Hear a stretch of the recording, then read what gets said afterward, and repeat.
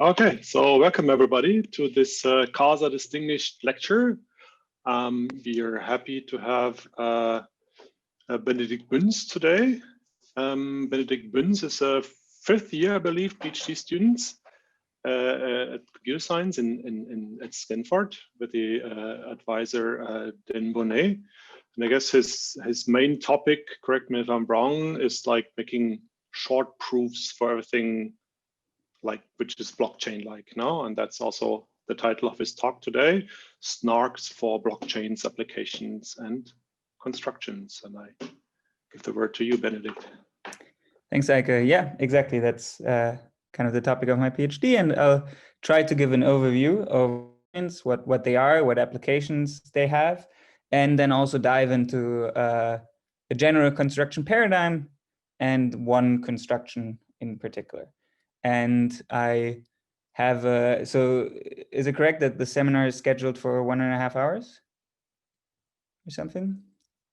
Well, I basically I have maybe 50 minutes to an hour of talk, and like we can have questions afterwards, but if you have questions throughout, please ask them in the chat or in person, because if something isn't clear to you, it's probably not clear to everyone else. So please go ahead and ask questions. Yeah, so it's allowed. It's around 1 hour of talk, and then we take questions. Oh. Yeah, but you can feel free to have intermediate questions as well. So I want to talk about blockchains, and in particular, I don't really want to talk about kind of there's a lot of aspects to blockchains. I don't want to talk about blockchains themselves. I want to talk more about blockchain transactions or digital transactions at a higher level. And as an example, this is what a Bitcoin transaction looks like. And you can see a couple of things here. So we have some inputs on the left side and then some outputs on the right side. And the key condition that needs to be satisfied for a transaction to be valid is that the sum of the inputs is greater or equal to the sum of the outputs. And this needs to be satisfied because otherwise you could create, you could create money out of thin air. If I was able to have a transaction where 1 Bitcoin goes in and 2 Bitcoin come out, then, this is a way to create Bitcoin out of thin air. And the difference between the input and the output actually turns out to be the fee that is paid to the miner. So this is just a quirk of the Bitcoin transaction design that the fee is implicit by being the difference or the between the inputs minus the outputs. So you can see in this transaction that quite a lot of things are public. So you can actually see these input addresses. So this is the sender address, and here we have another input address and the input amounts, and you can see exactly the output amounts. And because in the blockchain everything is public, you can actually trace these transactions and see where that money is going. So for example, we know that these 2 Bitcoins here, they have this little S here because they've already been spent in a different transaction, versus these 0.01 Bitcoin have not been spent yet. And this actually, so the fact that the transaction amounts are available in the clear and that the payer and payee are available in the clear, this is actually quite huge business implications. So for example, if I'm a company or if I'm and I'm paying my salary in Bitcoin or some digital cryptocurrency, well, then everybody can see what my salary is, right? Or the entire payroll of the company would be public. Or another example is if I'm a car manufacturer like VW or BMW, and I want to buy some tires and I'm managing my supply chain on a blockchain, and this has been discussed, right? Then if I do that, then everybody can see exactly how much I'm paying for these tires. And you might have heard that Bitcoin is used for also some illegal purposes and that Bitcoin is untraceable. Well, this actually doesn't really turn out to be true because Bitcoin is pseudonymous. So if we look back at kind of what this Bitcoin transaction looks like, the addresses here are not clear name addresses. This isn't Carl and Peter who are sending money to Franziska and Anna, these are public keys or hashes of public keys, to be a little bit more precise, that are not directly linked to an identity. It turns out, though, that this linking to an identity or linking these addresses together is actually quite possible. And there was a lot of research in 2013, 2014, 2015, showing really and really proving that you can this kind of pseudonymity is not enough to get any like provable or reasonable amount of privacy, and that you can really through some sophisticated analysis, but you can really trace things quite well. And this isn't just research, this is now commercialized. So there's companies that work together with law enforcement, they work together with with hedge funds that want to know, where is money going in the Bitcoin network, and they work together with exchanges, and they really have a pretty solid view of who has what money on a blockchain. So pseudonymity is unfortunately not enough. And in order for a blockchain to be used by companies and individuals alike, we really need at least a minimal level of privacy. And one of the reasons why I say that is because the privacy of a lot of these cryptocurrencies like Bitcoin, Ethereum, and also what is proposed by Libra, which is Facebook's cryptocurrency, it's really worse than what we currently have. So if I make a bank transfer, or if I send money via PayPal, then my bank and the recipient's bank or PayPal know what is going on. So they have a pretty solid overview, or they know all of my transactions. But it's not public, right? If I'm a company, my competitor cannot see, unless they somehow collude with the bank, they cannot see where my transactions go, right? My ex-girlfriend or ex-boyfriend cannot stalk me, using these tools. But this is quite different on blockchains, where the privacy is really worse than what we have today. And one would assume that for a meaningful adoption of these cryptocurrencies, we would want at least the same privacy that the current payment system has. There are, however, cryptocurrencies that use tools that I will talk about today, like Monero and Zcash, that have a much more sophisticated level of privacy. So they have really these unlinkable private payments where neither the sender nor the recipient nor the amount is available public. And this is much more akin to what we have with cash, where in cash, it's also, if I give you a €5 bill, you don't know where I got this €5 bill from. I mean, in general, right? It's at least very hard to track where this €5 bill comes from. So there kind of seem to be these cryptocurrencies kind of seem to be in the extremes, right? There's cryptocurrencies that are extremely private, deliver a high level of privacy, but the default version and the default way that it's used is really less private than even the most common way to pay today.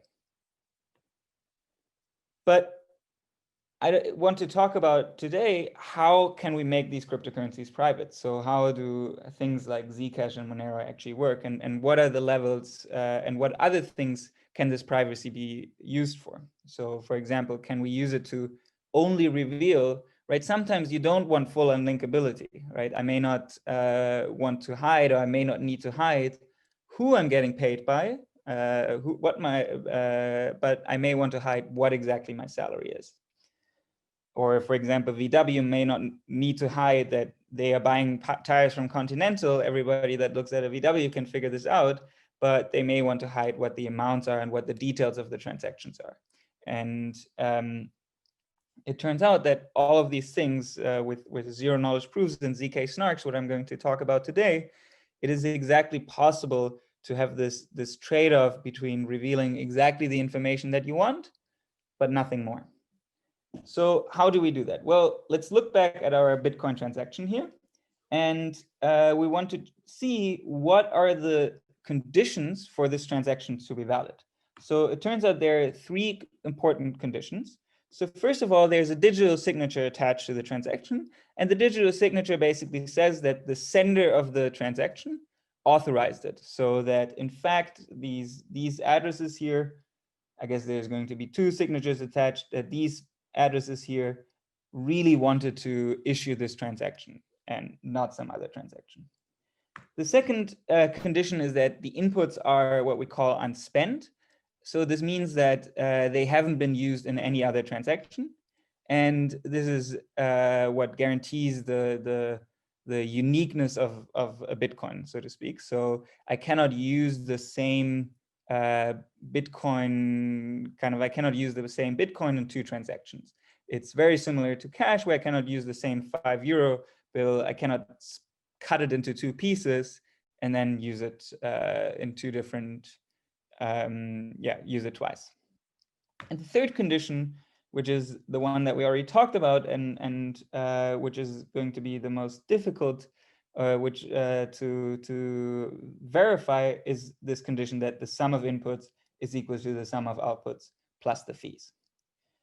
So we want to make this transaction private. So the first thing that we are going to do is we're going to, the standard way to make something private is you encrypt things, right? So we can just encrypt the amount, and we're going to use, well, not quite an encryption, but something slightly different, but very related, which is called a cryptographic commitment. So a cryptographic commitment is similar to, it's kind of the digital analog of an envelope. So you can put something into the envelope and put it in the middle of the room, and no one can see, hopefully the envelope is hiding, so no one can see what you wrote down. But afterwards, you can only open the envelope to what you've committed to, so what you wrote down, and nothing else. And this is the so-called hiding property and the binding property, and we can digitally instantiate this using cryptography. So we're going to commit to all of these amounts, so the input amounts and the output amounts. But now the question is, how can we still verify that? How can someone who sees this transaction still verify that the sum of the inputs is equal to the sum of the outputs? And in digital transaction, or in these cryptocurrencies, it's important that everybody, one of the key properties is that everybody can verify every single transaction. So you always know that everything that is going on is kind of sound and correct. And it turns out that even this condition is actually easier to verify, or it's actually not that difficult to verify. It turns out there's a second condition that is a little bit more difficult to verify, which is that the outputs are positive. So why is this? Why do the outputs need to be positive? This seems a little bit odd. Well, say I have a transaction where I have 5 Bitcoin going in, and then I have two outputs, one of -3 Bitcoin and one of +8 Bitcoin.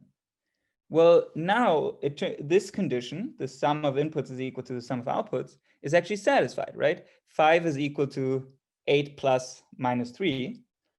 But the problem is that, of course, this is still not a legal transaction, because someone could just ignore the negative output, and now suddenly out of 5 Bitcoin, they created 8 Bitcoin. So this is also something that we don't want. So it's really important that we check that the outputs of the transaction are positive.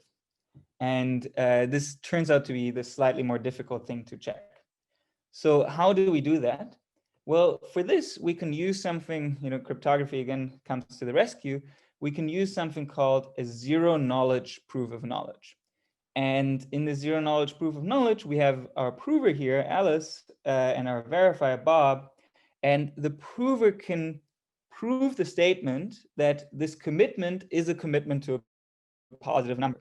And they can run some challenge response protocol, but the challenge responses, or the responses, are randomized in a special way such that the verifier is, after running this protocol, the verifier is convinced that X is positive, but and that Peggy must actually know this X, but it learns nothing else. It doesn't learn any additional information about what X is. So it just learns this one fact: x is a positive number. And in fact, this is a little bit imprecise. We actually want to prove that, because we're working over a prime field, we actually want to prove that x is a small number. So it's a small positive number. So between, say, 0 and it has at most, say, 52 bits. Why 52 bits? Because that's enough to encode every single Bitcoin every single Bitcoin amount. So this is this challenge response protocol, and really the magic of it, these are magical protocols, is that the verifier does not learn any additional information other than the fact. So it learns that something is true. It doesn't learn why it's true. There's a question in, it says exactly. If you have a question, please raise your hand. And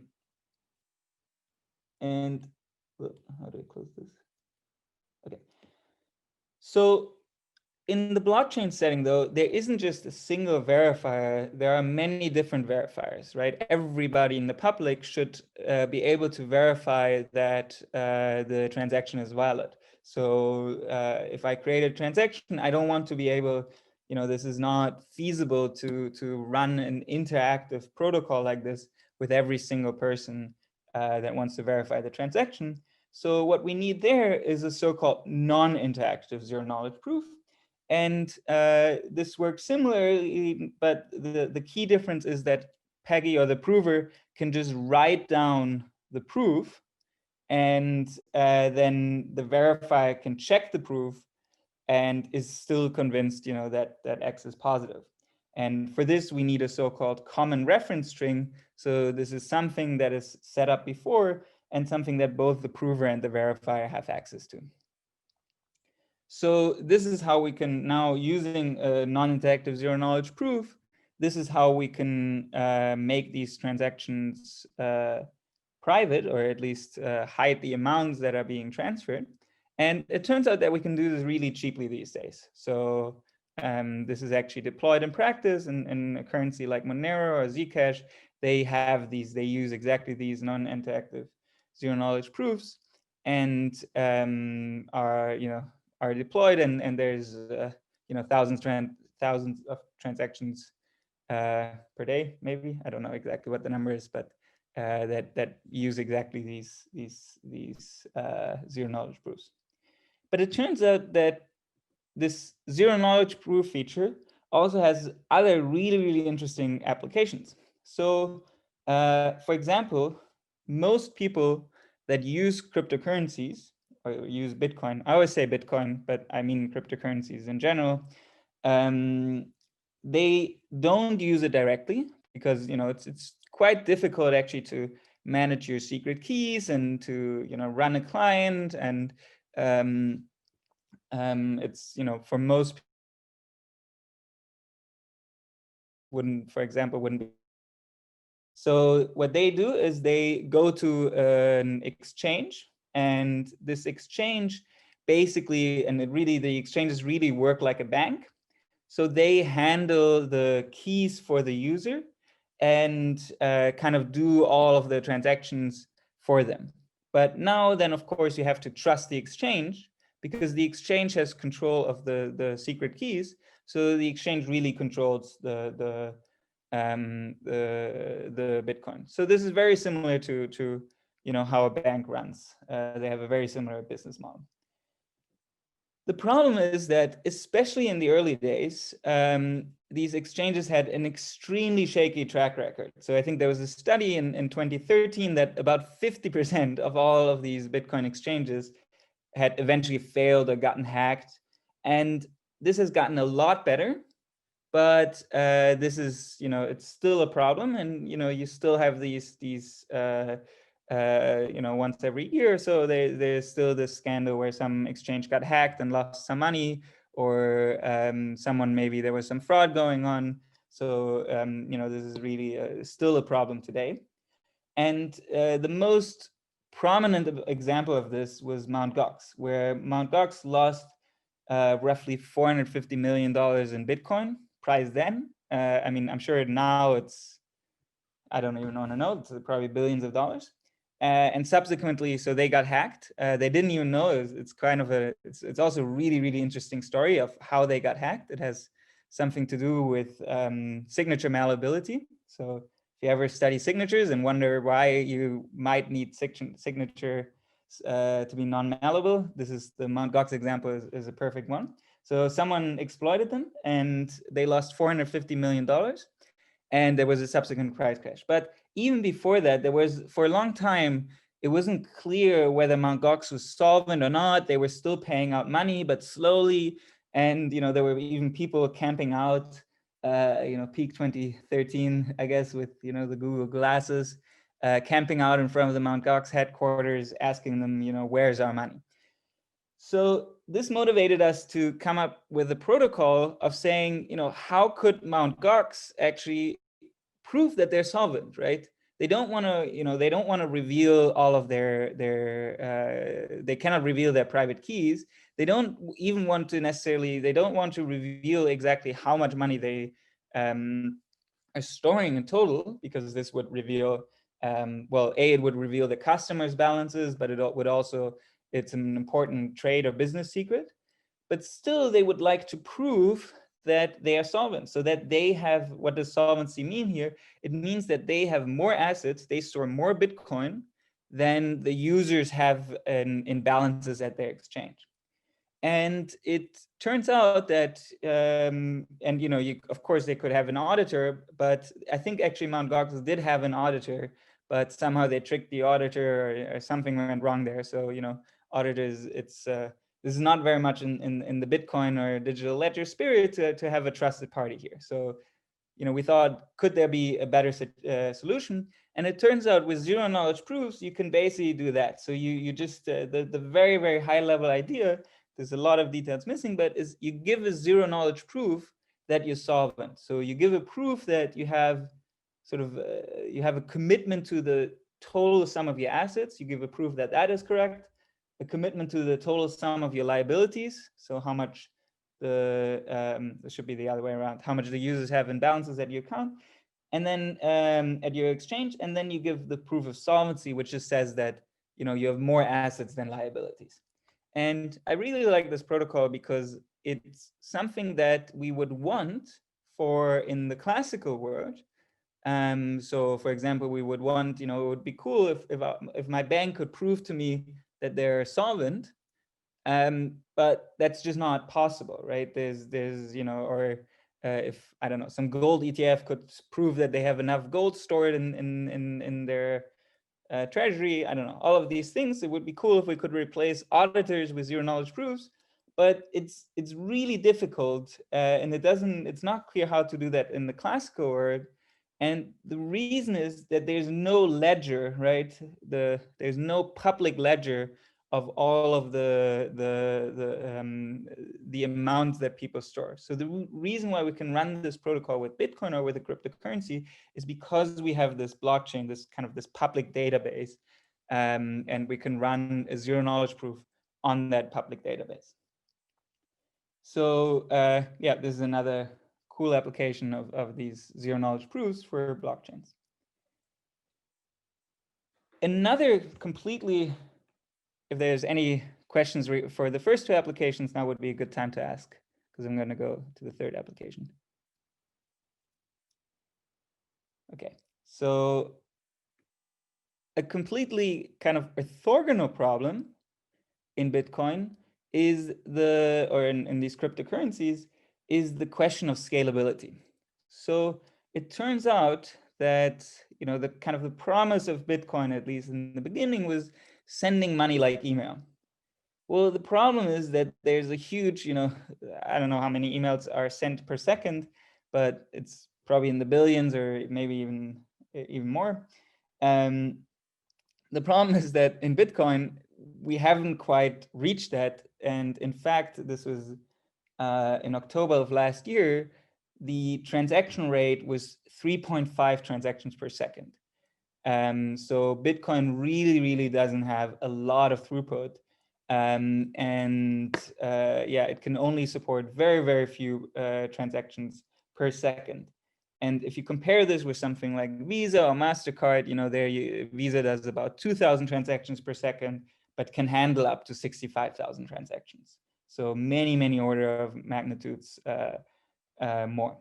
So the question is, why can we not just increase this? Why can we not just have more transactions per second? So there's something limiting it, and something technical, which is called the block size, which is the number of transactions that go into a block. But why don't we just say, it's just a constant defined in the Bitcoin code. Why don't we just say, okay, we're going to increase this by a factor of 1,000?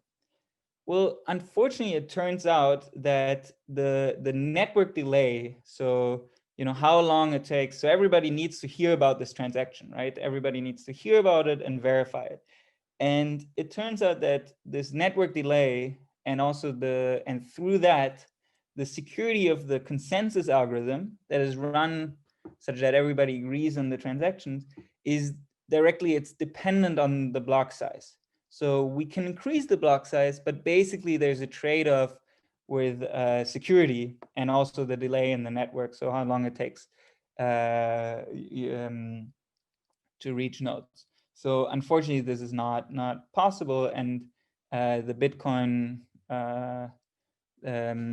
Bitcoin team that is kind of running the software, they are really, really conservative with this parameter because they're afraid that kind of the security will degrade. So how can we solve this? So we need to look for other solutions to basically pack more transactions into the same block. So how can we do that? Well, the nice thing is that these zero knowledge proofs that I've talked about, there's kind of a special or a subclass of them called succinct non-interactive arguments of knowledge. And this subclass is exactly what we need to solve the scalability problem. So let's look at this a little bit more formally. So what is this succinct non-interactive argument of knowledge, or SNARK? Well, in a SNARK, I build a SNARK for a circuit. So the circuit R here is the circuit computing some relation. So for example, the relation could be that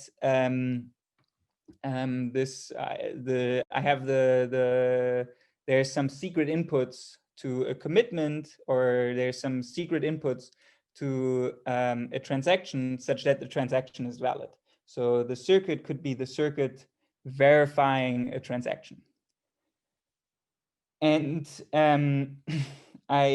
what I do is I have the circuit, and then there's a setup which is run once per circuit, and it creates these public parameters for the circuit. And then there's a prover which takes in a public input, or an input and a witness. So X is the input, W is the witness to the relation, and provides a proof such that, what does the proof prove? It proves that there exists a W such that X comma W is in R. And the idea is that the verifier will only gets as input X and the proof, and will verify the proof and accept it if X comma W is in R. So this is the property of the proof. And these SNARKs, they have three distinct properties. So the first is succinctness. So the proof is going to be much smaller, so polylogarithmic or logarithmic in the size of the circuit. So I could have a circuit of 1,000,000 gates, and the proof would only be, I don't know, 20 group elements or 40 group elements. You can also have zero knowledge SNARKs. So the zero knowledge properties that we talked about before, this is kind of orthogonal. And it turns out that often adding zero knowledge is really cheap. So you don't pay a lot extra. The second property is efficiency. So not just is the proof small, but ideally we want that the size of the verifier, or the time in which the verifier runs, is also just polylogarithmic in the size of the circuit. And the third property is this knowledge extraction property, which says that if the prover can provide a convincing proof, well, then it really must have known a witness such that X comma W is in R. So not just there exists a witness, but it must have known a witness. So how do we formalize that? Well, we formalize that using a so-called extractor, and the extractor basically gets to it has access to the prover. It can torture the prover. You know, it can rerun the prover with new randomness or manipulate it in ways, and then the extractor will spit out this this witness, and the witness will such that x comma w is in the relation. So this is how we formalize the security property. And the third property that we want, that not all SNARKs have, but some have, is a so-called transparent setup. So what does this mean? Well, it means that the setup does not have any private coins as input. So all of its coins are public. And this means that everybody could rerun the setup. So some setups, they have a secret input. And what this means is that a trusted party needs to run the setup and then discard its secret inputs. And we only get security if this trusted setup was run correctly. But afterwards, no one can verify that the private coins were really discarded properly. And this is in fact some systems like Zcash, they actually ran a private setup, and they did a whole show of I think they had some podcast recording it where they burned the computers that were running the private setup. But of course, you never know, right? Like they could have secretly sent actually we do know that there was a bug in the setup, and the private coins were inadvertently, like they were leaked.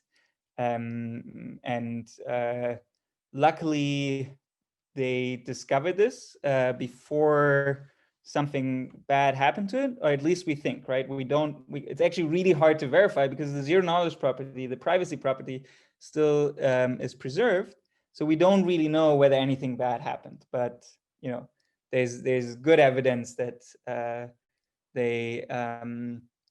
they discovered the bug before it could have been exploited. I think there was a question. Can I unmute? Let's see, I'm also trying. It was Philip.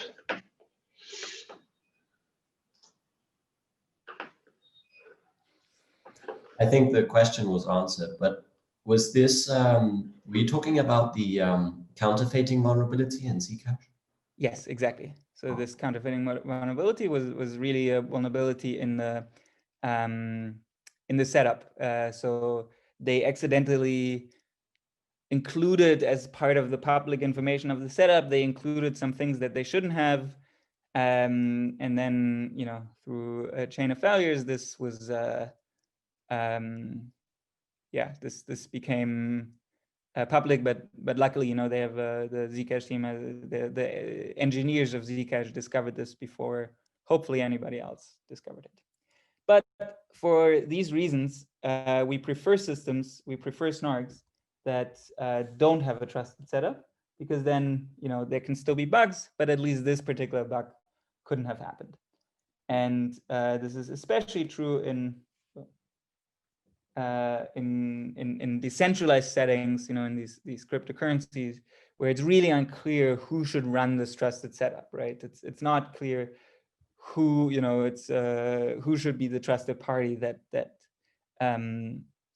runs this system, the setup. So now using the ZK-SNARK, so say now we have our beautiful ZK-SNARK or our SNARK. How can we use that to increase, right? The goal was to increase scalability of these cryptocurrencies.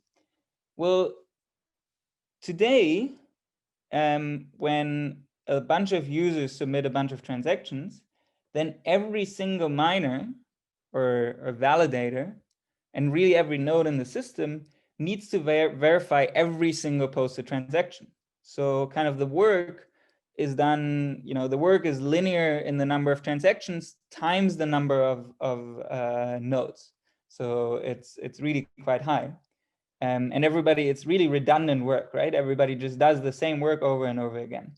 So in rollup, the idea is that we have a single so-called rollup server, and everyone sends their transaction to this rollup server. And it's really important. This rollup server is not trusted. It's just trusted for liveness, so staying online.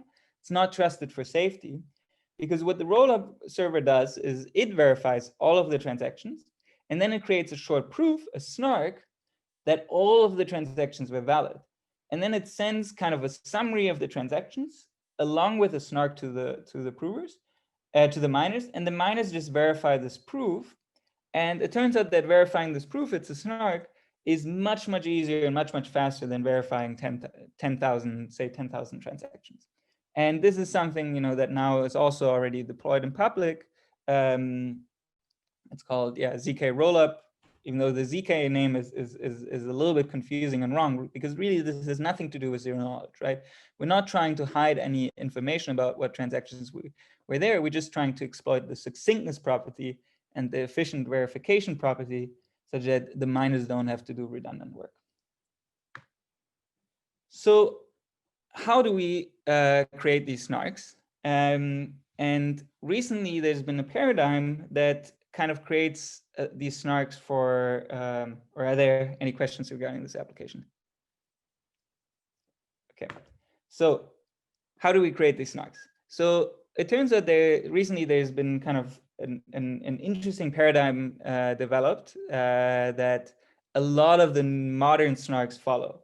So they combine two things, a so-called polynomial interactive oracle proof, or PolyIP, and a polynomial commitment scheme.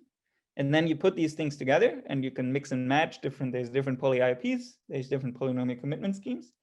And what you get is a ZK-SNARK for general circuits. And if the PolyIP and the polynomial commitment scheme, if they have kind of zero knowledge properties, then you get a ZK-SNARK. So what does this look like? Well, first of all, what is a polynomial commitment? Well, a polynomial commitment is a commitment to, as the name suggests, a commitment, so a small value that commits to a polynomial of some bounded degree, say degree d. And then the prover can give you a proof. So say the verifier now wants to evaluate that committed polynomial at a point z. Well, then the prover can claim f of z is equal to y and give you a small proof that this is true, plus additionally a proof that the degree of f is less than d. So a little bit more formally, we have a setup, that sets up the public parameters. It usually gets the degree as input. And then we have a commitment scheme that takes as input f, and if we want zero knowledge, then it also takes in some randomness and creates this commitment to f. And eval, so for eval, the goal is that given x comma y, I can prove to you that f of x is comma y. So formally, we can think of, or eval is a SNARK for the statement that such that f of x is equal to y and comf is a commitment to f, and f is of degree less than d. So it's a SNARK for this very particular statement. But it turns out that the whole paradigm lets us from a SNARK for this particular statement. It gives us a SNARK for all circuits, or for all of NP. And the properties that we want is that the commitment is binding. So you cannot produce two valid openings to the same commitment. So you cannot open it to F1 and F2 if F1 and F2 are different. And additionally, it's an argument of knowledge. So from a convincing prover, I can actually extract the polynomial. And optionally, if we want zero knowledge, then the commitment is hiding. So it reveals no information about f. And eval is zero knowledge. So you learn nothing but the fact that f of x is equal to 1. So the second component is the polynomial IOP, which is produced from the goal of the polynomial IOP is from a polynomial commitment scheme. We want to get a SNARK for a general circuit. And this is what we do with a polynomial IOP. So say we have some circuit that computes some relation, and the PolyIP is a proof system for that circuit with a particular property. So the PolyIP works as follows. we have the prover and the verifier, and the prover will send polynomials to the verifier, and then the verifier sends randomness to the prover, and so on and so forth. This can go over multiple rounds, so it's interactive. And really, these polynomials, we think of them as oracles to polynomials. So what this means is that the verifier can query the polynomial at these different points and evaluate it. And the property that we want of this polynomial IOP is that the communication is efficient in that few of these polynomials are sent. We don't really care about the size of the polynomials that much, and that the verifier is efficient in that it doesn't query the oracles too often. So how so-called compilation procedure. So say we have a PolyIP that has T polynomials which are queried at Q points. Well, then during the interactive phase, we're going to replace sending these polynomials, right? This is not efficient. Why is this not efficient? Well, the prover actually has to send these polynomials, and the polynomials are large. They're, the size, they're roughly the size of the circuit. So instead of sending the PolyIP, the polynomials, I will send the commitments to the polynomials, and these commitments are short. And then during the verify, the verifier now just has commitments to the polynomials, so it cannot actually run, evaluate them directly. So instead, what we'll do is we'll run the eval protocol of the polynomial commitment Q times. And finally, so this gives us an interactive proof, right? It's now the prover sends a bunch of polynomial commitments, and then we run the eval protocol. And it turns out that using the Fiat-Shamir heuristic transform, we can make this proof system non-interactive. And the key idea here, or the very high level idea here, is to replace the randomness with a hash function. So in the end, what is the final proof that we get? Well, the length of the proof is T polynomial commitments and the size of Q eval proofs. And the verifier time is the number of, it's running Q polynomial evaluations plus the time that it takes to verify the IOP. And the prover time is the polynomial commitments, so creating these T polynomial commitments and running Q evals plus the time of the IOP prover. But it turns out that we have really, really efficient polynomial IOPs for NP. So Marlin, Planck, Sonic, these are all polynomial IOPs. And you can think of a lot of other protocols like SNARKs, and you can really think of them as polynomial IOPs. So what this means is we have really, really efficient polynomial IOPs. So this part here, is really short. So what it basically comes down to is the efficiency of the polynomial commitment schemes. So, and additionally, the PolyIPs, these are information theoretic protocols, so they don't incur any cryptographic assumption. So also the assumptions of the protocol are directly inherited from the PCS. So if you tell me you have a PCS with properties XYZ, then basically, modulo some constant factors, I can give you a SNARK with properties XYZ. So there's been kind of a recent boom in these polynomial commitments, and there are a lot out there.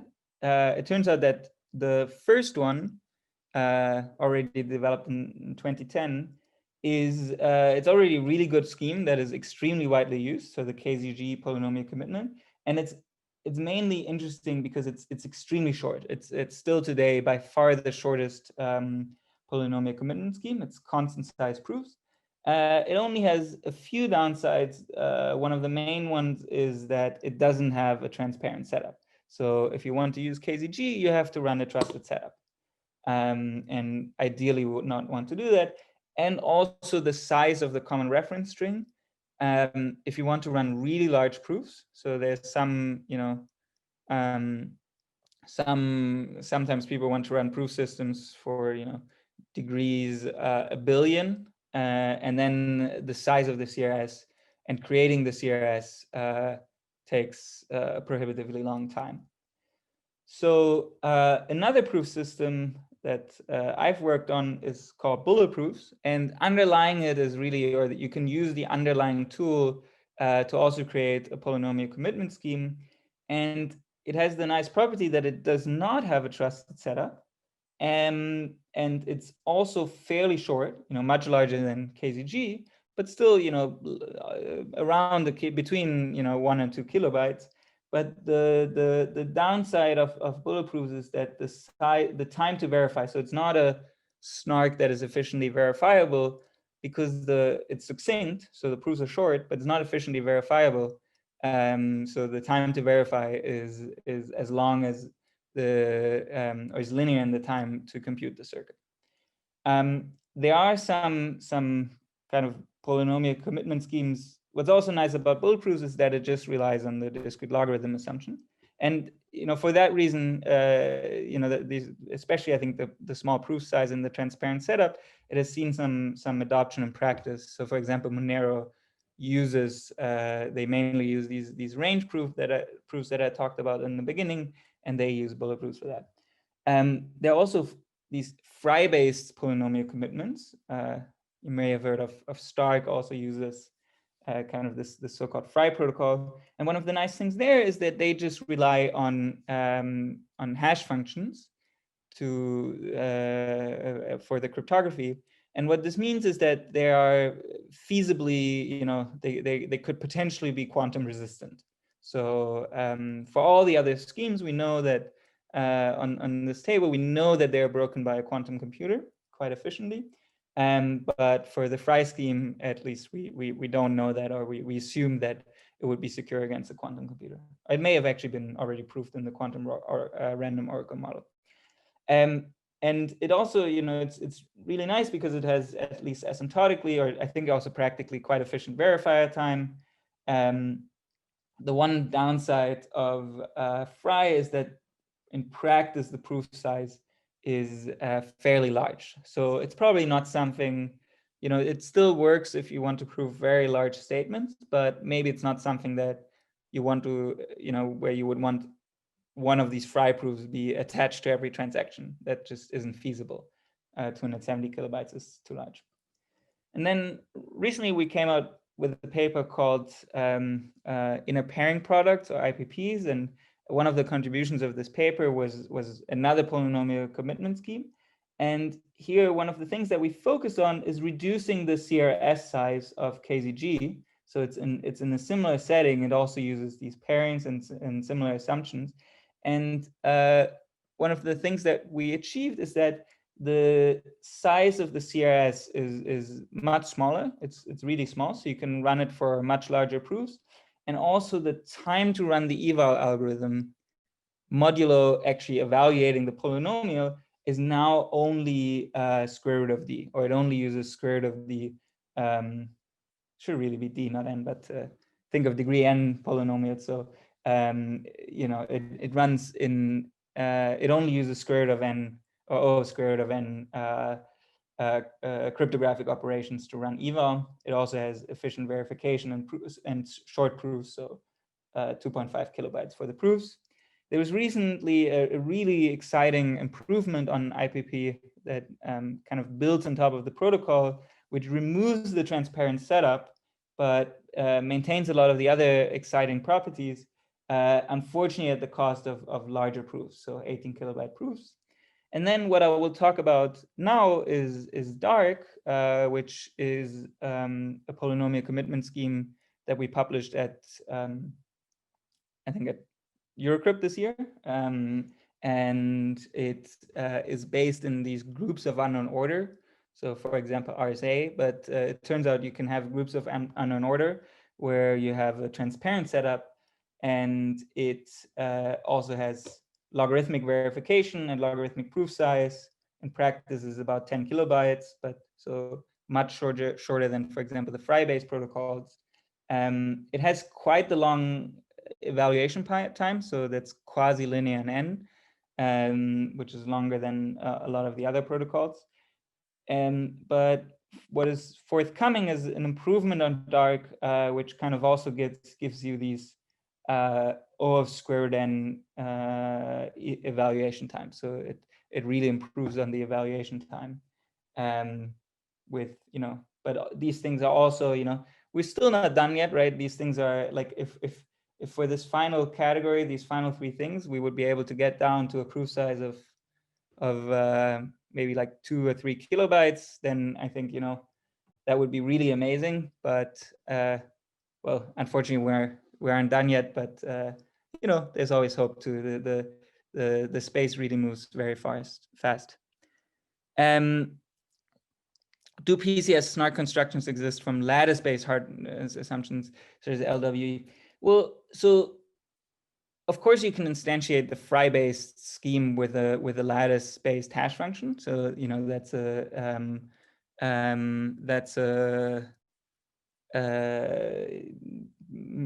really interesting possibility. But I don't think there are some SNARKs in from LWE that are in the designated verifier setting. So what this means is you have a SNARK, but there's only a single person, the single person that maybe ran the setup, that can verify the proof. But we really care about public verification. So as far as I know, so there might have been some recent work on this, but as far as I know, this is still kind of an open problem, and certainly an interesting one. But yeah. I think there's been some work on basically instantiating.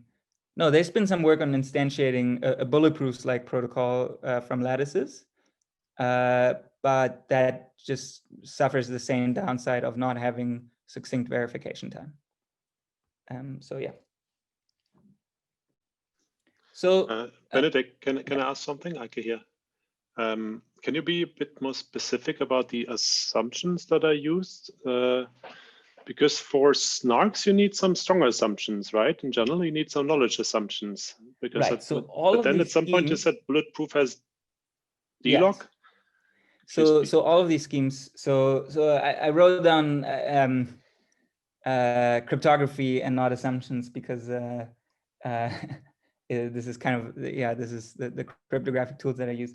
So I think all of these schemes, so all of these schemes rely on, at the very least, they rely on the Fiat-Shamir transform, which makes an interactive protocol. So these are all at heart interactive public coin protocol, but they need to be transformed into non-interactive protocols.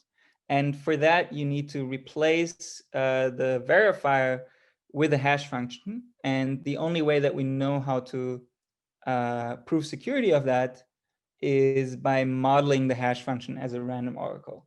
So this is your this is the non-falsifiable assumption that these things use, right? This is like random oracles don't really exist. So the assumption is basically SHA-256 applied to this behaves like a random oracle, which is obviously like this isn't true, but this is our best guess. But beyond that, like the SNARK that is implied by bulletproof only relies on the D-lock assumption, or? So it relies on D-lock and it relies on random oracles. So it's the Fiat-Shamir transform. So the other problem with bulletproofs is that it's the and similar for dark, Dory, IPP, Frye, is that it's you have to do the Fiat-Shamir round for a log round protocol, and we don't really. So the only way that even in the random oracle model we know how to prove that secure is using kind of the extractor is exponential in the number of rounds. So the extractor will run in time like a security parameter to the log the log d. So basically it will run in super polynomial time, sub exponential, but super polynomial time. So lambda to the log lambda, roughly. And yeah, so this is true for a lot of these protocols as well. And yeah, so this is kind of an open question whether you can prove the Fiat-Shamir transform for more than constant rounds using, yeah, without incurring the super polynomial extractor.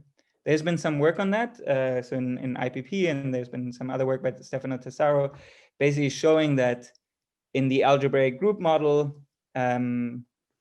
you don't suffer from this super polynomial extractor, but then you're in the algebraic group model, which is you know, another non-falsifiable assumption. So yeah, there's trade-offs. Okay, thanks. Okay, so I want to use the remaining time, and I'll be quick with this because, you know, I guess we are already quite far in, to talk a little bit about how DARK works. So this is joint work with Ben Fish and Alan Javancy. So DARK is a new polynomial commitment, and the first thing that we do in DARK is we encode our integer, we encode our polynomial. So we want to commit to a polynomial, and we encode it as an integer. And the way that we do that is by choosing an integer. So we represent our polynomial over a field. So it's in FP over a prime field. We represent it, or we write it over the integers with small coefficients. So coefficients between 0 and p. And then we choose an integer, q, that is larger than p. And we simply output f hat of q, which is an integer. And so as an example, I have my polynomial here, 4x cubed plus 2x squared plus x, and so on and so forth. So let's say p is equal to 5.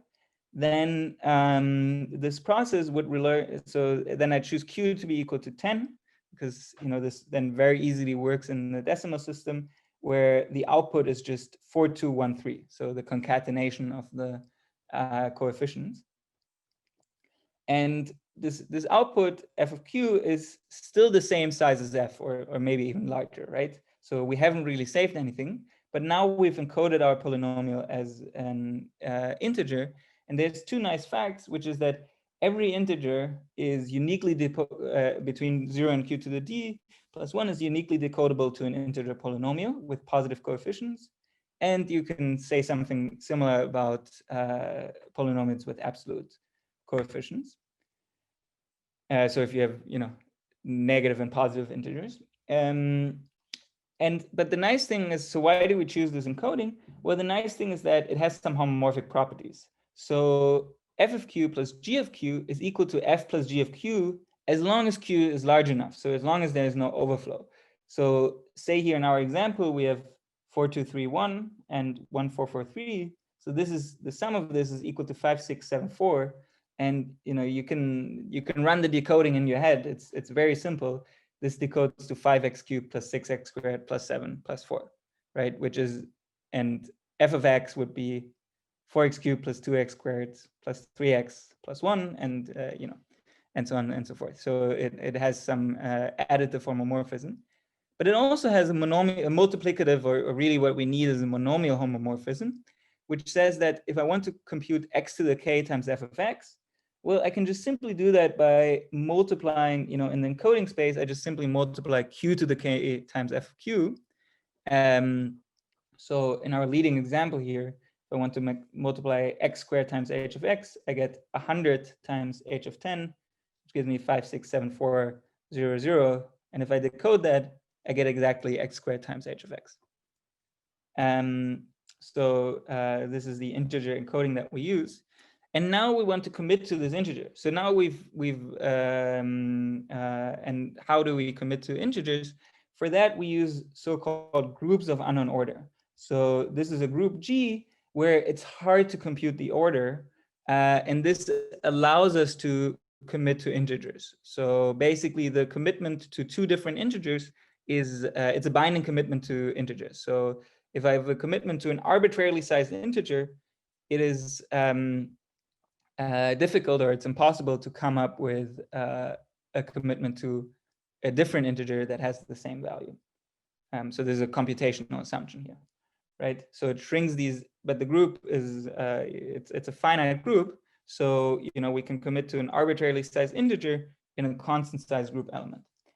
But the nice thing is it's a group. So if we commit to it using group exponentiation, well, then we have a homomorphic map, right? So if my commitment is C is equal to G to the X, well, then simply multiplying two commitments to each other gives me the sum of the commitment. So now how do I commit to my polynomial? Well, I just do the two steps that I just described in sequence. So I lift f to a polynomial f hat, which is an integer polynomial now, and then I commit to g to the f hat of q. Okay, so now I've gone from a large polynomial to a small polynomial, but because the encoding is homomorphic and the group is homomorphic, well, the encoding is homomorphic if q is large enough. We'll get to that later.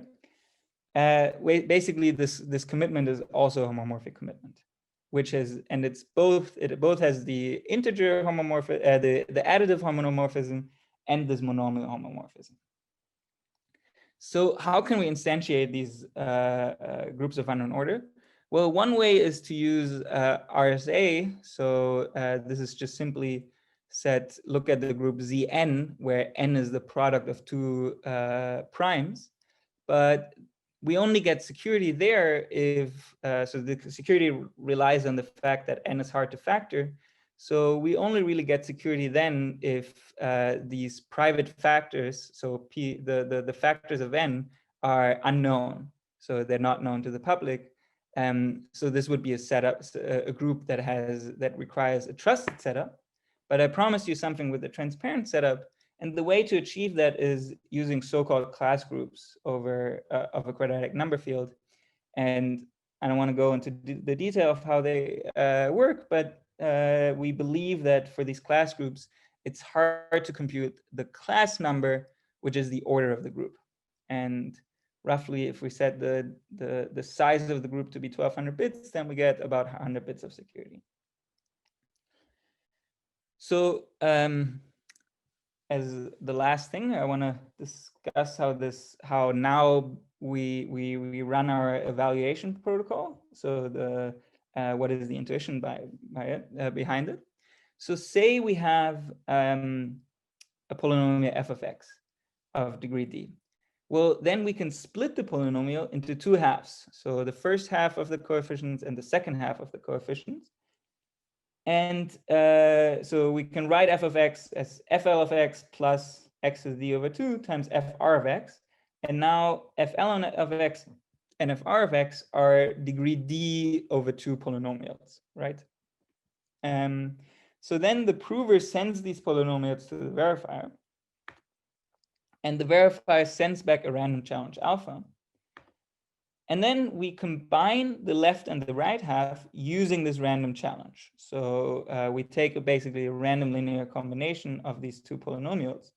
And this gives us f prime of x, which now, because fl of x and fr of x are of degree d over 2, f prime of x is also just going to be of degree over 2, d over 2.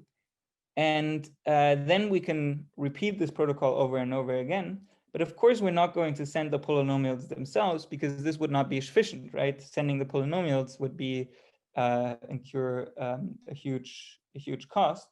So instead, we're going to use our encoding, so our integer encoding, and then the encoding in the group of unknown order to send commitments to these group elements. But because they're homomorphic, we can still take this random linear combination. And additionally, we need to check that this relation holds.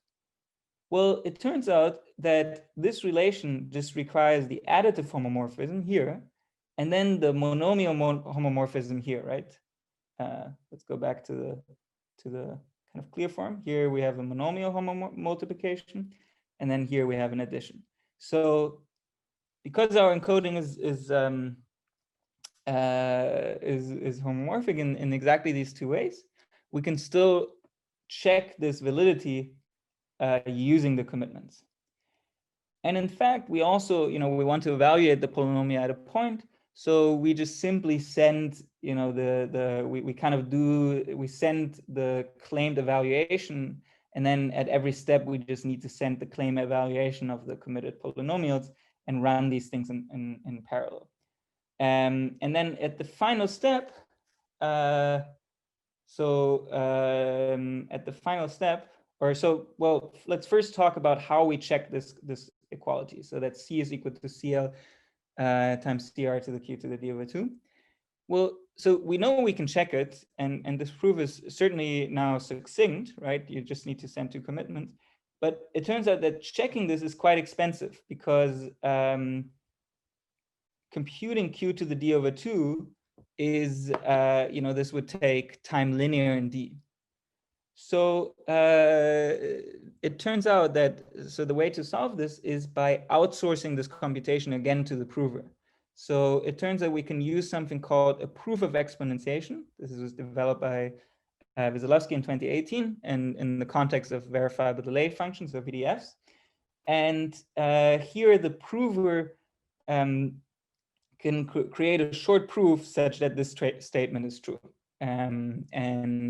Now this proof is very efficiently verifiable, and now the verifier just does 2 128-bit group exponentiations. I don't want to go into the details of how this works, but if we look at the protocol, so every time we do this combining the 2 halves, then, okay, so let me go back one more step. So then we run this protocol here. We run this for log n rounds, and every time we decrease the degree by a factor of 2. And then in the end, we end up with a constant size polynomial. So what does this constant size polynomial look like?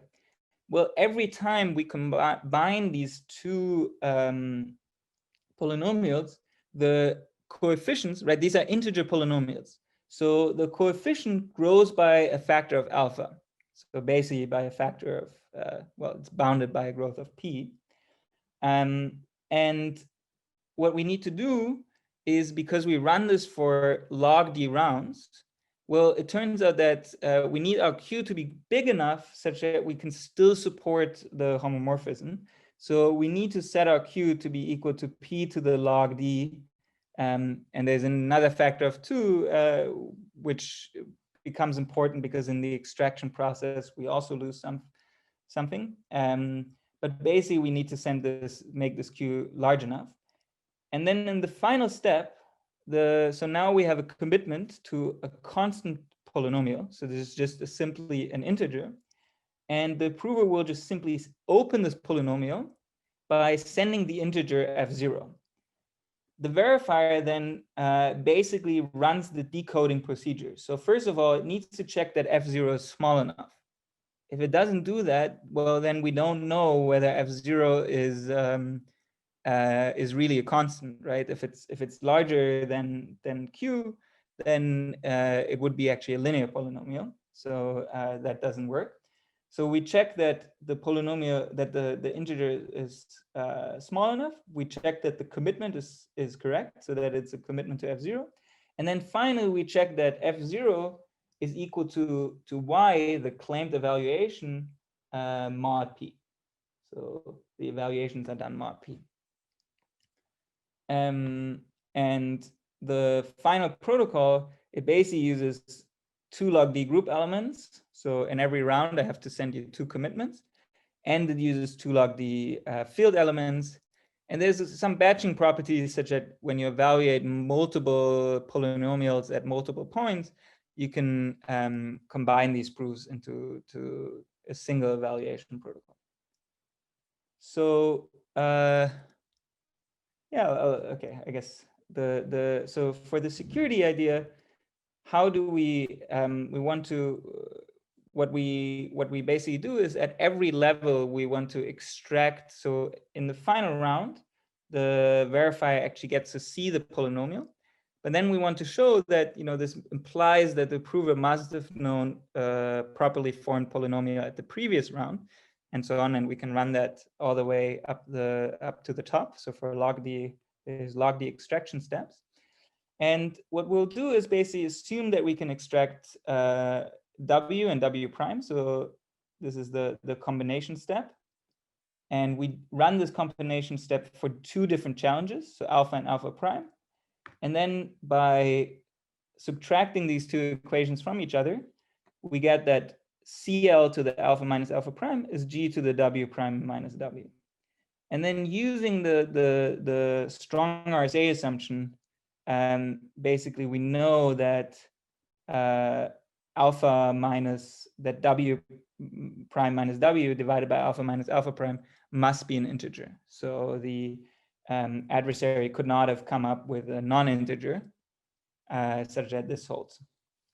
And then basically these gives us our integers, and then we have to argue that we can decode them to polynomials, and yeah, do this for multiple rounds. But this is the very, very high level security idea. Okay, so, and then forthcoming is the final slide, is that we have some improvements on Dark, which replace the Veselovsky proof of exponentiation, which turns out to be the most expensive part, with a so-called batch proof of exponentiation. So we can run all of these proofs of exponentiations at once. And using some more intelligent pre-processing and changes in the evaluation protocol, we can reduce the prover time to O of square root of D. And a bonus or an important additional feature is that we can improve the assumption. So right now, Dark is based on the so-called adaptive root assumption. This comes from the Veselovsky protocol, proof of exponentiation, which is a novel assumption in this group of unknown order. So one that hasn't been tested as much. And now we can prove it from basically just the assumption that, like, it's literally just the assumption that the order of the group is unknown. And this assumption implies the plain RSA assumption. So yeah, we can prove it from something that is better than RSA. And the proof size is it turns out it grows a little bit. So it's you have to send an additional group element. So it grows by almost 50%, an additional group element per round. So yeah, thank you very much. You can find the paper online, and some of the other papers that I talked about are on my website. And yeah, let me know if you have any questions.